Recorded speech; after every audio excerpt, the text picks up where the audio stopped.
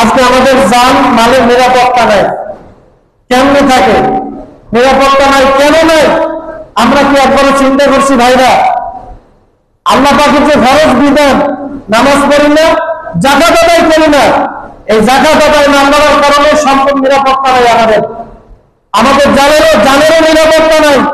কারণ দেশের মধ্যে যদি এই ব্যবস্থা থাকতো, আল্লাহর বিধান যদি প্রতিষ্ঠিত থাকতো রাষ্ট্রীয় ভাবে, তাহলে রাতের আধারেও আপনি সম্পদ নিয়ে যাইতেন, আপনার দিকে কেউ চোখ তুলে তাকানোর সাহস পাইত না। কথা বলেন ঠিক কিনা ভাইরা আমার? আল্লাহর বিধান মানার সুফল এগুলো। আল্লাহর বিধান মানলে আপনার জান আর মাল নিরাপদ হয়ে যাবে। আল্লাহর পয়গম্বরের ওয়াদা এটা, পৃথিবীর কোন মানুষের ওয়াদা না, পৃথিবীর কোন রাষ্ট্রপ্রধানের ওয়াদা না। পৃথিবীর নেতারা তো ওয়াদা দেয়, সাথে সাথে খেলাপ করে।